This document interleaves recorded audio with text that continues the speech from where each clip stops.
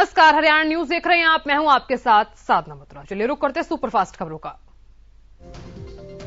प्रधानमंत्री नरेंद्र मोदी ने मंगलवार को वीडियो कॉन्फ्रेंसिंग के जरिए उत्तर प्रदेश के वाराणसी के बीजेपी कार्यकर्ताओं से बातचीत की। बीजेपी कार्यकर्ताओं से बातचीत के दौरान पीएम ने कहा कि हर वोट महत्वपूर्ण है, हमें लोगों को महत्वपूर्ण मतदान के बारे में बताना चाहिए। पीएम ने कहा कि हमें प्राकृतिक खेती को बढ़ावा देने की जरूरत है, किसानों को रसायन मुक्त खेती के लिए प्रोत्साहित किया जाना चाहिए, हमें आजादी का अमृत महोत्सव के उत्सव में सभी को जोड़ना चाहिए। पीएम मोदी ने काशी विश्वनाथ कॉरिडोर पुनरुद्धार, महिला सशक्तिकरण, अवसंरचन और स्वास्थ्य देखभाल विकास सहित कई विषयों पर चर्चा की। एक कार्यकर्ता के साथ बातचीत करते हुए प्रधानमंत्री मोदी ने उनसे किसानों तक सरकार की कल्याणकारी योजनाओं तक पहुंच बढ़ाने को कहा।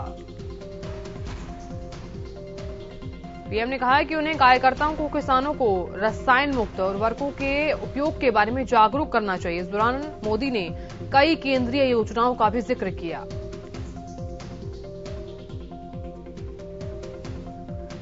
मुंबई में इंडियन नेवी डॉकयार्ड पर मंगलवार को युद्धपोत आईएनएस रणवीर के इंटरनल कंपार्टमेंट में ब्लास्ट हो गया। वहीं ब्लास्ट में इंडियन नेवी के 3 जवानों का निधन हो गया है, जबकि 11 लोग घायल हुए हैं। घायलों को स्थानीय नेवल हॉस्पिटल में भर्ती करवा दिया गया है। ब्लास्ट के बाद कंपार्टमेंट में आग लग गई, जिस पर कुछ ही समय बाद काबू पा लिया गया। धमाके का जो कारण है अभी स्पष्ट नहीं हुआ है। उधर आम आदमी पार्टी ने पंजाब में पार्टी के मुख्यमंत्री के चेहरे के तौर पर भगवंत मान के नाम पर मुहर लगा दी है। और वहीं पंजाब में आम आदमी पार्टी का चेहरा अब भगवंत मान ही होंगे। पंजाब में आम आदमी पार्टी की सरकार बनने पर मान ही मुख्यमंत्री पद की शपथ लेंगे। वहीं पार्टी के मुखिया अरविंद केजरीवाल ने ऐलान करते हुए कहा कि 21 लाख से ज्यादा लोगों ने अपनी राय दी, जिसमें 93% लोगों ने भगवंत मान के पक्ष में वोट दिया, जबकि 3% लोगों ने नवजोत सिंह सिद्धू के लिए वोट किया। केजरीवाल ने कहा कि पंजाब विधानसभा चुनाव के लिए आपकी तरफ से पंजाब सीएम और आपका सीएम चेहरा भगवंत मान जी हैं। ये ऐलान करने के बाद अरविंद केजरीवाल ने भगवंत मान को गले लगाकर बधाई दी। दूसरी ओर पंजाब विधानसभा चुनाव की तारीख को आखिरकार चुनाव आयोग ने बदल ही दिया है। पंजाब में 14 फरवरी की जगह 20 फरवरी 2022 को मतदान होगा। संत रविदास जयंती की वजह से लगभग सभी राजनीतिक दलों ने इसकी मांग की थी, गुजारिश की थी कि मतदान की तारीख को 1 हफ्ते के लिए आगे कर दिया जाए। इस मसले पर चुनाव आयोग ने सोमवार को एक अहम मीटिंग भी की थी। इस मीटिंग में सीएम चरणजीत सिंह चन्नी, बीजेपी और पंजाब लोक कांग्रेस पार्टी के पत्र पर मंथन किया गया था। सभी ने चुनाव आयोग को पत्र लिखकर 16 फरवरी को गुरु रविदास जयंती को देखते हुए मतदान की तारीख आगे बढ़ाने की मांग की थी। पत्र में लिखा गया था कि 16 फरवरी को गुरु रविदास जयंती का पावन पर्व होने के चलते राज्य का एक बड़ा वर्ग पहले ही वाराणसी जा सकता है। ऐसे में अगर राज्य में मतदान हुआ तो लोग वोट देने के अधिकार से वंचित रह जाएंगे। आम आदमी पार्टी के राष्ट्रीय संयोजक और दिल्ली के मुख्यमंत्री अरविंद केजरीवाल 19 जनवरी को पणजी में प्रेस कॉन्फ्रेंस के दौरान गोवा के लिए पार्टी के मुख्यमंत्री उम्मीदवार की घोषणा करेंगे। चंद्रशेखर आजाद की भीम आर्मी उत्तर प्रदेश में अकेले चुनाव लड़ेगी। सपा से झटका मिलने के बाद चंद्रशेखर ने फैसला लिया है, जिसका उन्होंने प्रेस कॉन्फ्रेंस में ऐलान किया। चंद्रशेखर ने भारतीय समाज पार्टी के उम्मीदवारों की पहली लिस्ट जारी की है और साथ ही ये भी कहा कि अगर पार्टी ने तय किया है तो वह गोरखपुर से सीएम योगी के खिलाफ चुनाव लड़ेंगे। भीम आर्मी के मुखिया ने कहा कि अगर सपा उनको 100 सीटें भी देगी तो तब भी वह उनके साथ नहीं जाएंगे। चंद्रशेखर ने कहा कि बीजेपी को रोकने के लिए चुनाव के बाद भी पार्टियों की मदद करेंगे।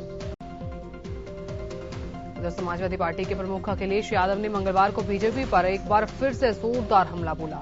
अखिलेश ने प्रेस कॉन्फ्रेंस करते हुए डरी हुई सरकार ही जांच एजेंसियां का सहारा लेती है। अखिलेश ने कहा कि पूरे यूपी में जिन किसानों के फसलों का नुकसान हुआ है उनमें किसी को मुआवजा नहीं दिया गया। उन्होंने बीजेपी सरकार पर जोरदार हमला करते हुए कहा कि आज महंगाई के कारण किसानों की कमाई आधी हो गई है। अखिलेश यादव ने कहा कि बीजेपी के घोषणा पत्र के बाद हम अपना घोषणा पत्र लाएंगे 69,000 शिक्षक भर्ती के लिए आंदोलन कर रहे छात्रों के पक्ष में है। ये मामला घोषणा पत्र में शामिल किया जाएगा। इधर कैथल में बीजेपी के वरिष्ठ नेता सुरेश गर्ग के निवास स्थान पर बीजेपी प्रदेश अध्यक्ष ओपी धनखड़ ने मुलाकात की। इस दौरान ओपी धनखड़ ने प्रेस कॉन्फ्रेंस करते हुए कहा कि प्रदेश में नगर निकायों के चुनाव जल्द हो सकते हैं। ओपी धनखड़ ने कहा कि पंचायतों को लेकर प्रदेश सरकार की ओर से कुछ संशोधन किए गए हैं और ये मामला न्यायालय में विचाराधीन होने के चलते पंचायत चुनाव देरी से हो सकते हैं। वहीं प्रदेश में कोरोना के कारण स्कूल बंद और शराब के ठेके खुलने पर ओपी धनखड़ ने कहा कि बच्चों की तुलना शराब से ठेके से करना गलत है। तो चंडीगढ़ में उप मुख्यमंत्री दुष्यंत चौटाला ने प्रेस कॉन्फ्रेंस कर कहा कि देश की आजादी के 75वें अमृत महोत्सव में हरियाणा के युवाओं को निजी उद्योगों में 75% नौकरी मिलने का अधिकार है। दुष्यंत ने कहा कि 15 जनवरी 2022 से ये कानून प्रदेश में लागू हुआ है। इसका फायदा युवाओं को मिलेगा और साथ ही नए स्टार्टअप उद्योग को इस सेक्टर में 2 साल की छूट दी गई है।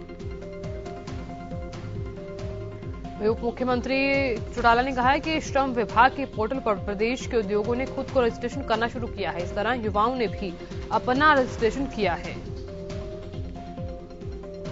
उप मुख्यमंत्री दुष्यंत चौटाला ने कहा कि अगर कोई उद्योग लोकल कैंडिडेट को रोजगार योग्य होने के बावजूद रोजगार नहीं देती है तो उनके खिलाफ कार्रवाई का भी एक्ट में प्रावधान किया गया है।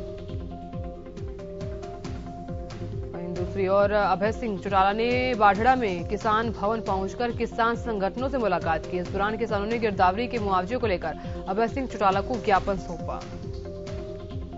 इस दौरान अभय सिंह चौटाला ने कहा कि मुआवजे के लिए 17 करोड़ रुपए मंजूर हुए थे, जिनमें से सिर्फ 9 करोड़ रुपए मुआवजे के तौर पर दिए गए हैं, जबकि 8 करोड़ रुपए वापस भेज दिए गए।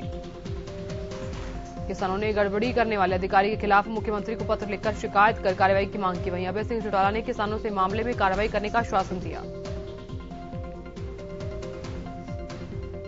कैबिनेट मंत्री मूलचंद शर्मा ने कहा है कि बल्लभगढ़ के लोगों को अब मोहना रोड पर लगने वाले जाम से निजात मिल जाएगी, क्योंकि वहां पर एलिवेटेड पुल बनाया जाएगा, जिसको लेकर डीपीआर तैयार की जा रही है। कैबिनेट मंत्री अपने कार्यालय पर पत्रकारों से बातचीत कर रहे थे।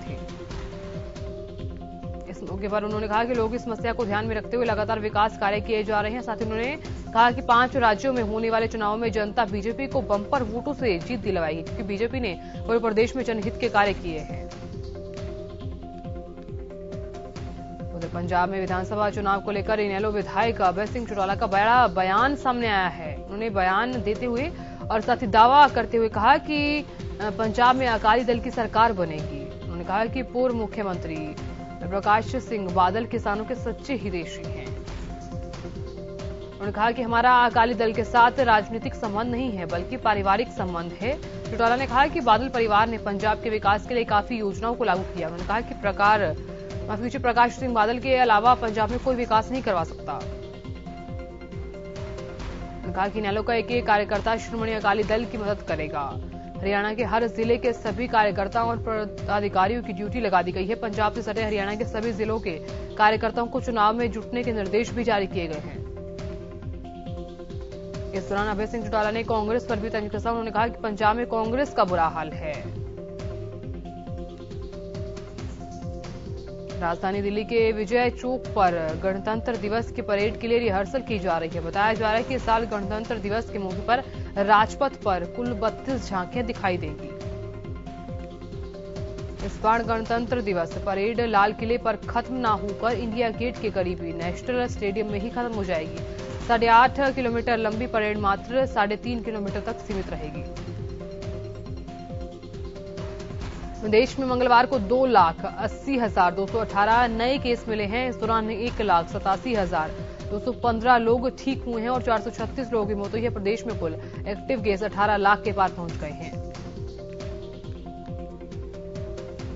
महाराष्ट्र में पिछले 24 घंटों में नए केस 26 हो गए हैं, जबकि 39,207 नए संक्रमित मिले, जबकि 38,824 लोग भी ठीक हो चुके हैं।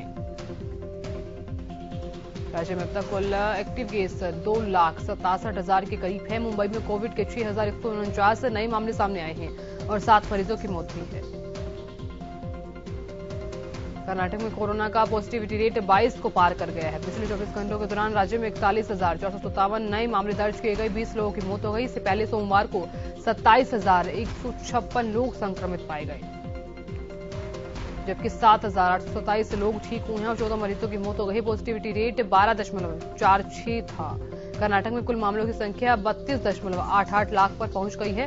वहीं 38,465 लोग अपनी जान गंवा चुके हैं।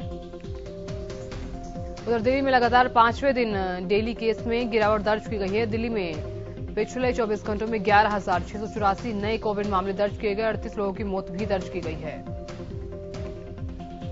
तो हरियाणा में कोरोना वायरस के मामलों में बढ़ोतरी का सिलसिला जारी है। बीते 24 घंटों में कोरोना के 8,388 नए मामले सामने आए हैं।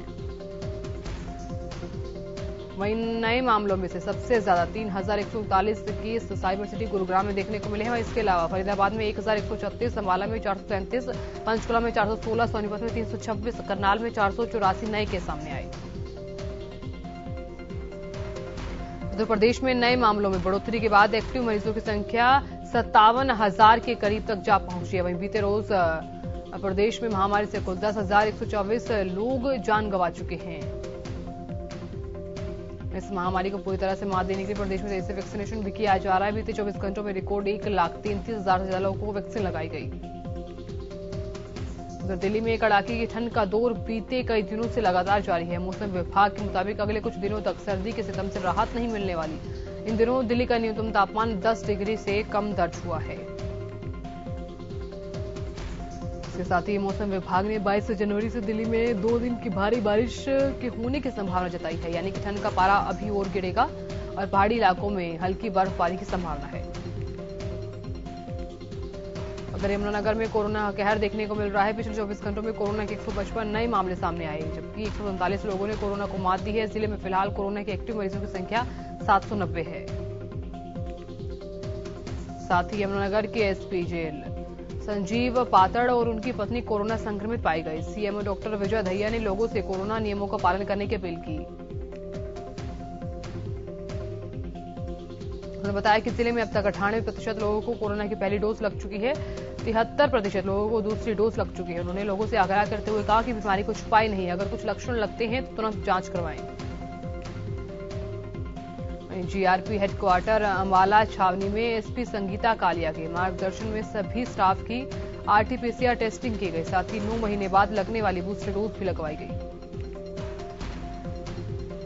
इस दौरान एसपी संगीता कालिया ने कर्मचारी को महामारी से स्वस्थ रहने और निडर होकर जनता की सेवा करने के लिए प्रेरित किया। GRP rail warden chief Chetram Beniwal ने कहा कि हमारे हेडक्वार्टर और सभी थानों में कोविड-19 महामारी से बचने के लिए कोविड निर्देशों की पालना की जा रही है। घोना रोड फ्लाईओवर पर सड़क धंसने के चलते निर्माण कार्य किया जा रहा है। लोगों की आवाजाही में परेशानी न हो, इसके चलते शहर में नया ट्रैफिक प्लान लागू कर दिया गया है। ट्रैफिक के दबाव से शनि मंदिर के पास से वाहनों को गीता भवन वाया बस स्टैंड भेजा जा रहा है। वहीं भारी वाहनों को गोहाना बाईपास से ही एंट्री दी जा रही है। बस स्टैंड से रोडवेज की बसों को सब्जी मंडी वाया बाईपास से गोहाना भेजा जा रहा है, जबकि सुभाष चौक से आने वाला ट्रैफिक रेलवे स्टेशन से दयाल चौक के माध्यम से भेजा जा रहा है। इस बीच traffic police in charge Ashok Kumar ने सड़क निर्माण कार्य 10 दिन के अंदर ठीक करने का दावा किया है। इसलिए 10 दिन तक ट्रैफिक व्यवस्था नए रूट प्लान के हिसाब से चलाई जाएगी। उधर राय के कुंडली में ग्रामीणों ने गांव की जन समस्याओं को लेकर नगर पालिका कार्यालय के बाहर जमकर प्रदर्शन किया और सरकार के खिलाफ यानी कि प्रशासन के खिलाफ भी जमकर नारेबाजी की। उधर ग्रामीणों ने नगर पालिका पर आरोप लगाते हुए कहा कि नगर पालिका की ओर से गांव में कोई सुविधा नहीं दी जा रही। उन्होंने कहा कि गलियों में गंदगी का अंबार लगा रहता है, जिसे साफ करने के लिए कोई कर्मचारी नहीं होता। ग्रामीणों ने आरोप लगाया कि जो घर लाल डोरे में हैं, उनसे 7,000 रुपए टैक्स लिया जा रहा है। ग्रामीण ने कहा कि वो नगर पालिका के इस रूल को फॉलो नहीं करेंगे और गांव का कोई भी व्यक्ति टैक्स नहीं भरेगा। अंबाला नगर निगम का डिफॉल्टरों पर करोड़ों रुपए बकाया है, इसके चलते निगम को भारी आर्थिक नुकसान झेलना पड़ रहा है। हैरानी वाली बात यह है कि कई सरकारी कार्यालय भी निगम की डिफॉल्टर लिस्ट में शामिल हैं। काफी महीनों से नगर निगम बकाया टैक्स वसूलने के लिए काफी मशक्कत कर रहा है। इसके चलते बड़ी संख्या में रिकवरी भी हुई है। वहीं इस अभियान के दौरान 300 से ज्यादा प्रॉपर्टी सील भी हो गई है, लेकिन अब नगर निगम टैक्स डिफॉल्टरों पर सख्ती बरतने के मूड में नजर आ रहा है। निगम ने 860 ऐसे डिफॉल्टरों की लिस्ट बनाई जिन पर निगम का 15 करोड़ रुपए बकाया है। अब निगम टीम ऐसे लोगों पर एक्शन लेगी और उनकी प्रॉपर्टी को सील करेगी। उधर बल्लभगढ़ जिले में यूरिया की किल्लत दूर होने का नाम नहीं ले रही। हालात ये हैं कि किसान सुबह से शाम तक लाइनों में खड़े रहते हैं और उनसे भी किसानों को खाद नहीं मिल पाता। किसी को हाथ खाली ही घर लौटना पड़ता है। दरअसल बारिश के बाद पड़ रही कड़ाके की ठंड की वजह से गेहूं की फसल में खाद डालने के लिए किसान बेबस नजर आए।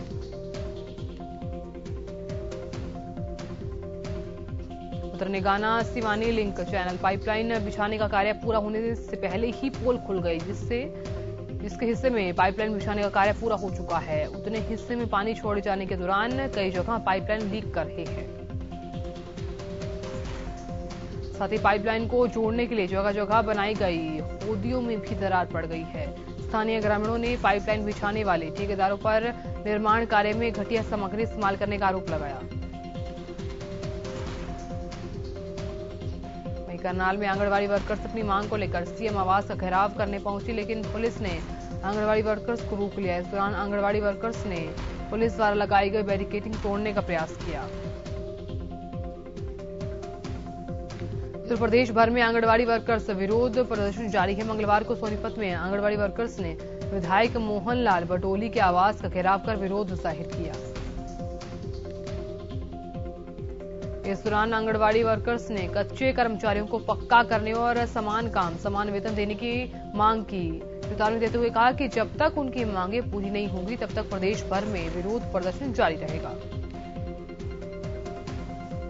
जम्मू कश्मीर के कुपवाड़ा में शहीद हुए जवान सचिन डागर का पार्थिव शरीर मंगलवार को दोपहर बाद उनके पैतृक गांव अलीपुर लाया गया, जहां गांव भर से जन सैलाब शहीद के अंतिम दर्शन के लिए शहीद के घर पहुंचा। शहीद सचिन डागर के बड़े भाई ने मुखाग्नि देते हुए अंतिम संस्कार किया। आपको बताएं कि सचिन डागर साल 2015 में सेना में भर्ती हुए थे, जो फिलहाल जम्मू कश्मीर के कुपवाड़ा में तैनात थे। अंबाला नगर परिषद अवैध अतिक्रमण करने वालों के खिलाफ सख्त दिखाई दे रहा है। अंबाला कैंट के आर्य नगर में अवैध रूप से लगाए गए गेट को नगर परिषद द्वारा हटा दिया गया। साथ ही नगर परिषद ने 3 जगह कार्रवाई करते हुए टैक्स न भरने पर प्रॉपर्टी को सील कर दिया। सेक्रेटरी राजेश कुमार ने बताया कि अवैध तरीके से गेट लगाए जाने की शिकायत आई थी, जिस पर कार्रवाई करते हुए गेट को उखाड़ दिया गया। गोहाना के आदर्श नगर में चोरी का मामला सामने आया है, जहां चोर एक घर का ताला तोड़कर करीब 70,000 रुपए और सोना लेकर फरार हो गया। महिला जब घर आई तो चोरी की वारदात का पता चला। वहीं महिला ने इसकी शिकायत पुलिस को थी। फिलहाल पुलिस ने मामले की जांच शुरू कर दी है। उधर पलवल के सिविल अस्पताल में उपचार करवाने पहुंचे युवक के साथ मारपीट का मामला सामने आया है, जहां इमरजेंसी वार्ड में 4-5 लोगों ने मिलकर एक युवक की जमकर धुनाई की। अस्पताल में पुलिस चौकी होने के बावजूद दोनों पक्षों में जमकर हाथापाई हुई। वहीं जब अस्पताल स्टाफ और डॉक्टर ने बचाने की कोशिश की तो उनके साथ भी धक्का मुक्की की गई। फिलहाल इस पूरे मामले में हथीन गेट पुलिस ने शिकायत दर्ज कर ली है और जांच शुरू कर दी है। उतरतिया जिले में एक युवक की लाइव पिटाई का सीसीटीवी फुटेज सोशल मीडिया पर खूब वायरल हो रहा है। ये घटना जिले के मेन बाजार की बताई जा रही, जहां गाड़ी से आ रहे एक युवक को कुछ बदमाशों ने पकड़कर पीटा। इस पिटाई की वीडियो सोशल मीडिया के कैमरे में कैद हो गई है, जिसके आधार पर पुलिस ने मामले की जांच शुरू कर दी है। करनाल के नेसिंग से डाचर रोड पर पावर हाउस के पास एक बाइक और महिंद्रा पिकअप की आमने सामने टक्कर हो गई। इस टक्कर में बाइक सवार एक युवक की दर्दनाक मौत हो गई, जबकि एक को गंभीर चोटें आई हैं। आपको बताएं कि दोनों युवक स्प्लेंडर बाइक पर सवार होकर निसिंग की तरफ अपने गांव वापस आ रहे थे। तभी अचानक सामने से आ रही एक महिंद्रा पिकअप ने उन्हें जोरदार टक्कर मार दी, जिसमें दोनों युवक गंभीर रूप से घायल हो गए। टकराने की आवाज सुनकर आसपास के लोग मौके पर पहुंचे। पिकअप चालक ने दोनों घायल युवकों को अपनी गाड़ी में डालकर निसिंग अस्पताल में भर्ती करवा दिया। युवक की मौत के बाद पिकअप छोड़कर फरार हो गया। फिलहाल पुलिस मामले की जांच में जुटी है। इस घटना के बाद पूरे गांव में मातम का माहौल है।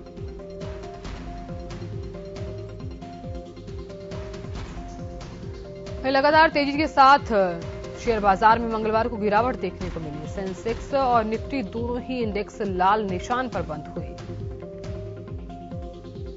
मंगलवार को कारोबार के बाद सेंसेक्स 554.05 अंक गिरावट के साथ 60,754.86 के लेवल पर बंद हुआ। वहीं निफ्टी इंडेक्स 195.05 अंक की गिरावट के साथ 18,113.05 के लेवल पर बंद हुआ। वहीं आम आदमी को बढ़ती महंगाई के बीच एक और बड़ा झटका लग सकता है। आने वाले दिनों में पेट्रोल डीजल और भी महंगे हो सकते हैं, क्योंकि कच्चे तेल के दाम 7 साल के हाई लेवल पर जा पहुंचे हैं। वहीं अंतर्राष्ट्रीय बाजार में कच्चे तेल के दाम $87 प्रति बैरल के पार पहुंच गए हैं। इससे पहले जनवरी 2014 में कच्चे तेल के दाम $87 के पार थे।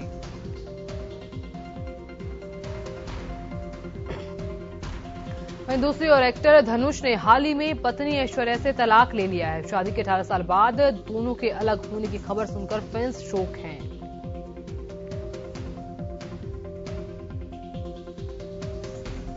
एक्टर अक्षय कुमार की अपकमिंग फिल्म बच्चन पांडे की नई रिलीज डेट अनाउंस हुई है। अक्षय ने इस बात की जानकारी खुद सोशल मीडिया पर फिल्म के 2 नए पोस्टर शेयर कर फैंस को दी। नए टेस्ट के कप्तान के तौर पर लेजेंड सुनील गावस्कर और युवराज सिंह समेत कई ने विकेट कीपर बल्लेबाज ऋषभ पंत का नाम सुझाया। उनका मानना है कि ऋषभ और कप्तानी संभालने के लिए परफेक्ट प्लेयर है। आईपीएल 2022 में 2 नई टीमें लखनऊ और अहमदाबाद डेब्यू कर रही हैं। आईपीएल मेगा नीलामी से पहले लखनऊ फ्रेंचाइजी ने भारतीय सलामी बल्लेबाज केएल राहुल, अनकेप्टी भारतीय खिलाड़ी रवि बिश्नोई और ऑस्ट्रेलिया के स्टार खिलाड़ी मार्कस स्टोइनिस को टीम से जोड़ा है।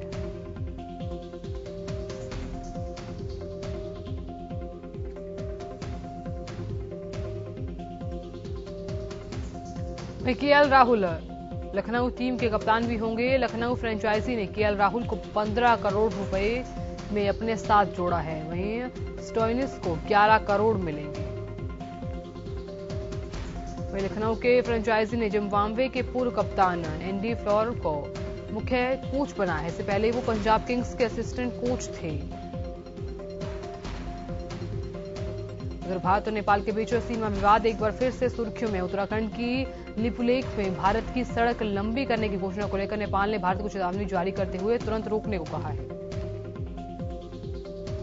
नेपाल उत्तराखंड स्थित लिपुलेख को अपना इलाका बता रहा है। भारत, नेपाल और चीन की सीमा पर मौजूद 338 वर्ग किलोमीटर में फैला ये इलाका गुजरात की राजधानी गांधीनगर से भी बड़ा है। उधर अफगानिस्तान के पश्चिमी हिस्से में भूकंप से 28 लोगों की मौत की। मारे गए लोगों में महिलाएं और बच्चे भी शामिल हैं। राज्य सरकार के प्रवक्ता बाज मोहम्मद सरवरी ने कहा कि हमें मरने वालों का आंकड़ा बढ़ने की आशंका है, क्योंकि 800 से 1000 घर जमींदोज हो गए हैं। घटना के वक्त ज्यादातर लोग घर में थे। स्थानीय लोगों की मदद से रेस्क्यू ऑपरेशन चलाया जा रहा है। घायलों के इलाज के लिए तमाम इंतजाम किए जा रहे हैं। तालिबान ने काबुल से एक स्पेशल टीम कदीस भेजी है। ज्यादातर लोगों की मौत घर की छत के नीचे दब जाने से हुई है। आसपास के इलाकों में भी भूकंप का असर देखा गया है।